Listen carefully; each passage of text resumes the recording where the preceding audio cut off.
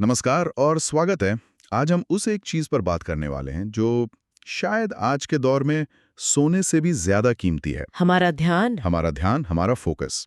और हम सब जाने अनजाने में एक लड़ाई लड़ रहे हैं। हर रोज, हर पल। हाँ, ये लड़ाई है हमारे ध्यान को बचाने की, उन हजारों चीजों से जो हर सेकंड उसे चुराने में लगी हैं। बिल्कुल। तो इसी लड़ाई में मदद के लिए हमारे पास ए सोमन की किताब master the art of focus के कुछ बहुत दमदार हिस्से हैं। अच्छी किताब है। हाँ, तो हमारा मिशन है इस किताब से वो प्रैक्टिकल रणनीतियां निकालना जो हमें इस शोर भरी दुनिया में अपनी एकाग्रता वापस पाने में मदद कर सकें। सही है। चलिए, एक बहुत बड़े धोखे से शुरू करते हैं। एक ऐसा झूठ जिस पे हम में से ज्यादातर लोग शायद यकीन भी करते हैं, मल्टीटास्किंग। ओहो, हाँ, ये तो सबका पसंदीदा शब्द है ना? किताब का दावा है कि ये एक झूठ है। हमें लगता है कि हम एक साथ 4 काम करके कोई सुपर हीरो बन रहे हैं, पर असल में हम सिर्फ अपने दिमाग को कंफ्यूज कर रहे हैं। सही कहा। तो ये मल्टीटास्किंग का जो भ्रम है, ये असल में काम कैसे करता है? मतलब क्या हो रहा होता है हमारे दिमाग में? चलिए सबसे पहले इस आइडिया को समझते हैं कि हमारा दिमाग असल में काम कैसे करता है। किताब में कॉन्सेप्ट है अटेंशन स्विचिंग, ध्यान बदलना। हाँ, इसका मतलब है कि हमारा दिमाग एक सुपर कंप्यूटर जैसा तो है, पर उसकी रैम आप कह सकते हैं लिमिटेड है। वो एक बार में एक ही भारी प्रोग्राम चला सकता है। एक ही? बिल्कुल। तो जब हम ईमेल लिखते हुए किसी मैसेज का जवाब दे रहे होते हैं और साथ में कुछ सुन भी रहे हैं, तो हम मल्टीटास्किंग नहीं कर रहे हैं। नहीं कर रहे हैं। हम असल में अपने दिमाग को मजबूर कर रहे हैं कि वो हर कुछ सेकंड में एक प्रोग्राम बंद करे और दूसरा खोले। और आज की दुनिया तो बनी ही इसी के लिए। हाँ, एक नोटिफिकेशन बजा, ध्यान वहां गया। किसी ने आवाज दी, ध्यान वहां चला गया। मतलब हर तरफ से बस खिंचाव ही खिंचाव है। और इस स्विचिंग की एक बहुत बड़ी कीमत चुकानी पड़ती है, जो हमें दिखाई नहीं देती। क्या कीमत? स्रोत में एक हैरान करने वाली बात बताई गई है। जब भी हमारा ध्यान एक काम से हटकर दूसरे पर जाता है, तो दिमाग को वापस पूरी तरह से पहले वाले काम पर फोकस करने में 5 से 25 मिनट तक लग सकते हैं। 25 मिनट? हाँ, 25 मिनट। सोचिए, दिन में अगर 20 बार भी ऐसा हुआ, तो हमारा कितना वक्त बस इसी रीफोकस करने में जाया हो जाता है। ये तो बहुत ज्यादा है। बिल्कुल। ये मल्टीटास्किंग नहीं, ये तो टास्क स्विचिंग है, जो धीरे धीरे हमारे दिमाग की सारी ऊर्जा चूस लेती है। इसीलिए स्रोत का पहला और सबसे बड़ा संदेश यही है कि अगर सच में कुछ बड़ा हासिल करना है, तो सिंगल टास्किंग को अपनाना होगा। एक समय में सिर्फ एक काम। सुनने में बहुत आसान लगता है, पर आज के माहौल में इसे कर पाना ही सबसे बड़ी चुनौती है। ये तो वाकई चौंकाने वाली बात है। मतलब हम जितना व्यस्त दिखते हैं उतने प्रोडक्टिव होते नहीं हैं। बिल्कुल नहीं। लेकिन यहाँ एक अच्छी खबर भी है। और किताब का सबसे जरूरी विचार शायद यही है कि फोकस कोई जन्मजात टैलेंट नहीं है। हाँ, ये बहुत जरूरी बात है। ऐसा नहीं है कि कुछ लोग फोकस्ड पैदा होते हैं और कुछ नहीं।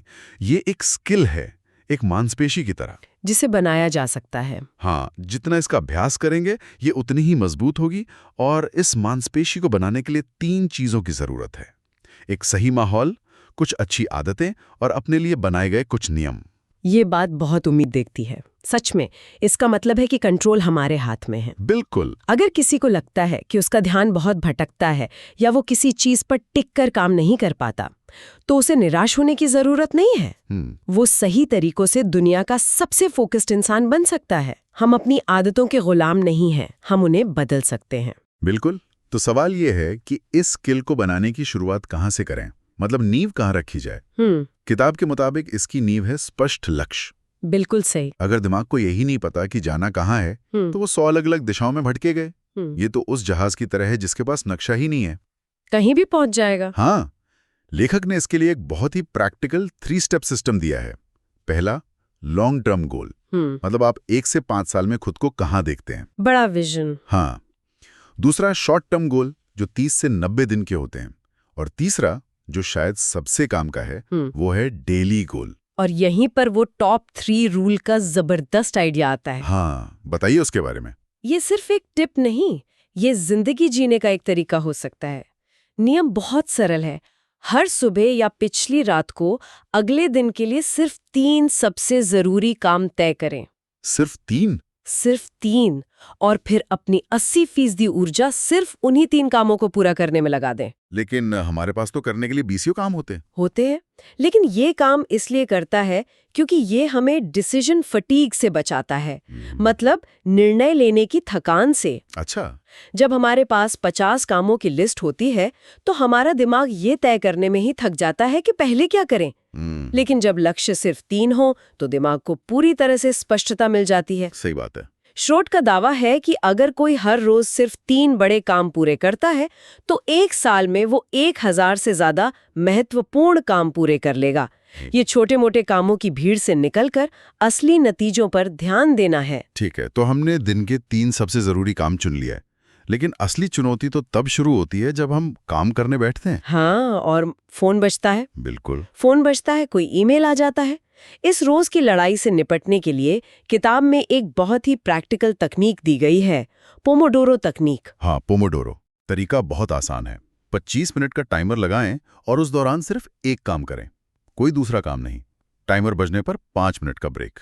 और इसे दोहराते रहें। हाँ, 4 बार करने के बाद एक लंबा ब्रेक। लेकिन मेरा एक सवाल है, क्या ये उन कामों के लिए भी असरदार है जिनमें गहरी सोच चाहिए? कहीं ये हमारे फ्लो को तोड़ तो नहीं देता? बहुत अच्छा सवाल है। कई लोगों को ऐसा लगता है, लेकिन पोमोडोरो का असली जादू काम पूरा करने में नहीं बल्कि काम शुरू करने में है। अच्छा, कैसे? हमारे दिमाग को 2 घंटे लगातार काम करने का ख्याल डरा सकता है और हम काम टालने लगते हैं, लेकिन 25 मिनट ये कोई भी कर सकता है। हाँ, ये तो आसान लगता है। ये उस शुरुआती झिझक को खत्म कर देता है और 5 मिनट का ब्रेक दिमाग को रिचार्ज करने का मौका देता है, जिससे वो थकता नहीं है। ये स्प्रिंट मारने जैसा है, मैराथन दौड़ने जैसा नहीं। और पोमोडोरो से ही जुड़ा एक और शायद इससे भी ज्यादा शक्तिशाली कॉन्सेप्ट है डीप वर्क का। ये तो मेरा पसंदीदा है। ये पोमोडोरो का अगला लेवल है। मतलब दिन में 1 से 2 घंटे का ऐसा समय निकालना जिसमें आप पूरी दुनिया से कट जाएं, कोई डिस्टर्बेंस नहीं। 0 डिस्टर्बेंस। और इसके नियम बहुत सख्त हैं। फोन साइलेंट करके दूसरे कमरे में, कंप्यूटर पर सारे नोटिफिकेशंस बंद, टेबल पर सिर्फ काम की चीजें। एक मिनट, आप कह रही हैं कि फोन को दूसरे कमरे में रखना चाहिए? हाँ। आज के जमाने में ये तो लगभग असंभव लगता है। क्या ये थोड़ा ज्यादा सख्त नियम नहीं है? ये सख्त लगता है, लेकिन यहीं पर किताब एक ऐसा दावा करती है जो हमारे काम करने के पूरे तरीके पर सवाल उठाता है। क्या दावा? लेखक का कहना है कि 2 घंटे का फोकस से भरा डीप वर्क 6 से 7 घंटे के सामान्य डिस्ट्रैक्शन से भरे काम के बराबर नतीजा दे सकता है। क्या बात कर रही हैं? 2 घंटे बनाम 7 घंटे? हाँ, असली चीज ये नहीं है कि हम कितने घंटे काम करते हैं, बल्कि ये है कि उन घंटों में हम कितने गहरे उतरते हैं। वो फोन जो हमें जरूरी लगता है, असल में वही हमारी सबसे बड़ी मानसिक ऊर्जा को खा रहा है। डीप वर्क उस ऊर्जा को बचाने और सही जगह लगाने का तरीका है। ये तो बहुत बड़ी बात है। मतलब कम समय में ज्यादा और बेहतर काम। और ये गहरी एकाग्रता तभी मुमकिन है जब हमारा माहौल भी हमारा साथ दे। बिल्कुल, माहौल सब कुछ है। किताब में इस पर बहुत जोर है कि हमारा वातावरण हमारे फोकस का आईना होता है। इसके लिए लेखक 3 गोल्डन रूल्स बताते हैं। पहला, साफ सुथरा वर्कस्पेस। दूसरा, शांत माहौल। और तीसरा है विजुअल क्लटर से बचना। मतलब आसपास फैली हुई चीजें ना हो। बिखरी हुई टेबल, बिखरा हुआ दिमाग। हाँ, लेकिन क्या इसका वाकई इतना असर पड़ता है? बिल्कुल। इसके पीछे एक गहरा मनोविज्ञान है। हमारा दिमाग हमारे आसपास के माहौल से लगातार सिग्नल लेता है। जब हमारी काम करने की जगह साफ और व्यवस्थित होती है तो ये हमारे दिमाग को एक सिग्नल भेजता है कि अब फोकस का समय है, सब कुछ कंट्रोल में है। अच्छा। वहीं एक बिखरी हुई जगह दिमाग को तनाव और भटकाव का सिग्नल देती है। इसलिए काम शुरू करने से पहले 5 मिनट लगाकर अपनी टेबल साफ करना फोकस के लिए किया गया सबसे अच्छा इन्वेस्टमेंट हो सकता है। तो अपने काम करने की जगह को कंट्रोल करना तो एक हिस्सा हुआ, लेकिन असली डिस्ट्रैक्शंस तो दूसरे लोगों से आते हैं जो हमारा समय मांगते हैं। ये भी एक बड़ी समस्या है। यही पर ना कहने की कला काम आती है। किताब कहती है कि जो लोग हर किसी को खुश करने के चक्कर में हर काम के लिए हाँ कह देते हैं, वो असल में अपने सबसे जरूरी लक्ष्यों को ना कह रहे होते हैं। हाँ, और ये बात सिर्फ काम पर ही नहीं, जिंदगी के हर पहलू पर लागू होती है। फोकस लोग अपनी ऊर्जा को बहुत कीमती समझते हैं। वो उसे बचाकर रखते हैं। बिल्कुल, वो जानते हैं कि उनकी ऊर्जा सीमित है, इसलिए वो उसे सोच समझकर खर्च करते हैं। ना कहना स्वार्थ नहीं है, ये अपनी प्राथमिकताओं का सम्मान करना है। जब हम किसी गैर जरूरी मीटिंग को ना कहते हैं तो हम असल में अपने सबसे बड़े प्रोजेक्ट को हाँ कह रहे होते हैं। और आज के समय में जिस एक चीज को सबसे ज्यादा ना कहने की जरूरत है वो है हमारा फोन। सबसे ज्यादा। किताब इसे हमारा ध्यान चुराने वाला सबसे बड़ा हथियार मानती है। इससे बचने के लिए लेखक डिजिटल डिटॉक्स के 5 नियम बताते हैं।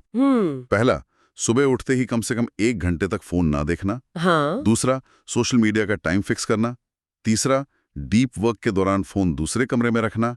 चौथा, सारे नोटिफिकेशंस बंद रखना। और 5वां, हफ्ते में 1 दिन नो सोशल मीडिया डे बनाना। उफ। इनमें से कौन सा नियम आपको लगता है कि लोगों के लिए अपनाना सबसे मुश्किल होगा? मेरे ख्याल से सुबह उठते ही फोन ना देखना। मुझे भी यही लगता है। हमारी आदत बन गई है कि आंख खुलते ही हम दुनिया भर की जानकारी अपने दिमाग में भरने लगते हैं। ये दिन की शुरुआत करने का सबसे खराब तरीका है। मैंने जब पहली बार ये करने की कोशिश की तो पहले कुछ दिन मुझे बेचैनी सी होने लगी।